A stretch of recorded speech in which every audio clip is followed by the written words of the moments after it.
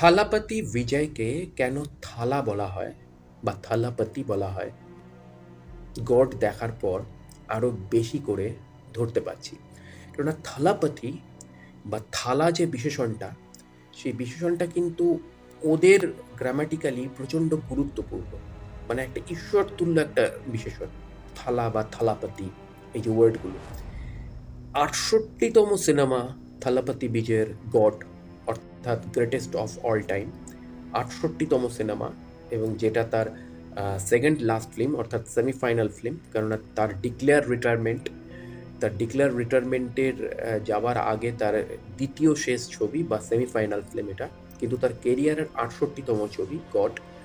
এবং গডে greatest of all time সিনেমাতে থালাপতি বিজয় সে তার থালাপতি বিশেষণটাকে মারাত্মকভাবে ডেভেলপ করেছে। কেননা এই সিনেমাতে ৫টা চরিত্রে সে অভিনয় করেছে। মানে ৫টা চরিত্র বলবো না, তার চরিত্রের ৫টা সময়কে ভেঙে ভেঙে দেখানো হয়েছে। তার মধ্যে পিতা পুত্র তো রয়েইছে, বাবা ছেলের চরিত্র তো রয়েইছে, কিন্তু বাবা ছেলের চরিত্রর পাশাপাশিও সেই চরিত্রগুলোর মধ্যেও ডেভেলপমেন্ট, ছোটবেলার চরিত্র, কিশোর বয়সের চরিত্র, এবং প্রত্যেকটা চরিত্রকে বিজয় এত সুন্দর ডেভেলপ করেছে।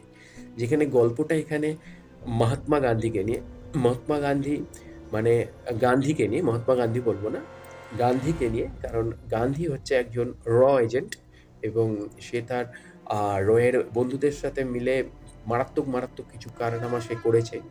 এবং গান্ধীর একটি ছেলেও রয়েছে, একটা ফ্যামিলিও রয়েছে। কিন্তু ছবির ভেতরে এমন কিছু টুইস্ট আছে যেগুলো ভেঙে বললে মানে জাস্ট হয়তো এক ঝলকের টুইস্ট, কিন্তু এই টুইস্টটা বলে দিলেই ছবি শেষ। সেই কারণে এখানে স্পয়লার দেবো না।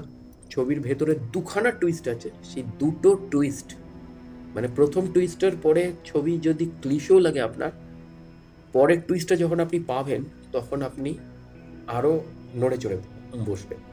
তো এক্স্যাক্টলি সেই জায়গা থেকে দাঁড়িয়েই গড 68 cinema Thalapathy Vijay the very interesting project করেছে। কেননা লিও লাস্ট ইয়ার রিলিজড ছবি, যেটা 67th ফিল্ম ছিল থালাপতি বিজয়। লিও মারাত্মক প্রজেক্ট ছিল, কিন্তু তাও লিও একটা ডিফারেন্স ইউনিভার্স দেখিয়েছিল। কিন্তু এখানে ইউনিভার্স বা বাস্তবিক জীবন, সেটার মধ্যে একটা মিলকরণ করা হয়েছে, যার জন্য এটাকে আরও ভালো লাগবে গড দেখতে। তো অবশ্যই গড দেখুন, থালাপতি বিজয়ের সেমিফাইনাল ফিল্ম বা সেকেন্ড লাস্ট ছবি, এবং থালাপতি বিজয়ের 68 ছবি। ভালো সিনেমা দেখুন, ভালো গল্প দেখুন, সিনেমার সাথে থাকুন। দেখা হচ্ছে পরের ভিডিওতে। নমস্কার।